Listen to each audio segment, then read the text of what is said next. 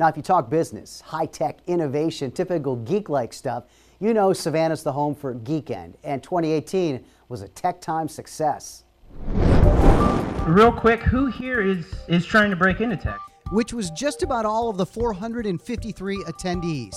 Add to that nearly 70 speakers from all over the country, sharing stories, ideas, innovations, and inspiration. The fact that our talent pool is getting better is probably one of the most significant indicators that we're growing our technological base, because I can now hire people locally instead of having to leave the area. Something to focus on, and one way to really bring a lot of value to almost any company is to focus on the soft skills, make sure that you're a good communicator, that you realize that, almost, I can't remember which talk it was earlier, it said that almost no complex problem is solved by a single person anymore. It's almost all teamwork. If you can't do it yourself, find someone who can, and often you can find someone who's much better and smarter and brighter than you.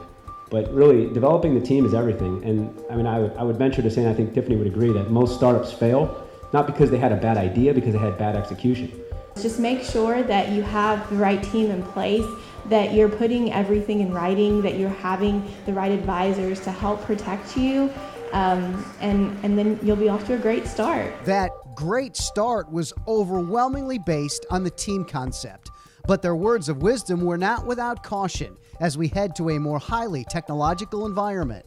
Whether we like it or not, in design, we are taking on big cultural issues. And we have to remember that with your design of a product, a service, or communication, you're wading into territory that is fraught with politically charged, culturally charged issues.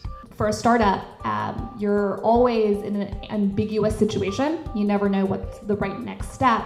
So that really keeps you grounded in the data. So making sure that you're able to capture and measure, and then use that data to loop back into your process or product to make it better. Truth is that the world is very small now because we're all connected by the internet. So you can always find someone. We've done contract work with people in Switzerland and India, Canada, all throughout the world, and these people are approached by the click of a button.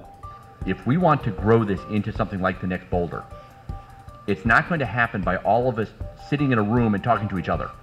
We all need to talk to other people that aren't here, that aren't in Savannah, that are somewhere else, and tell them how good this is.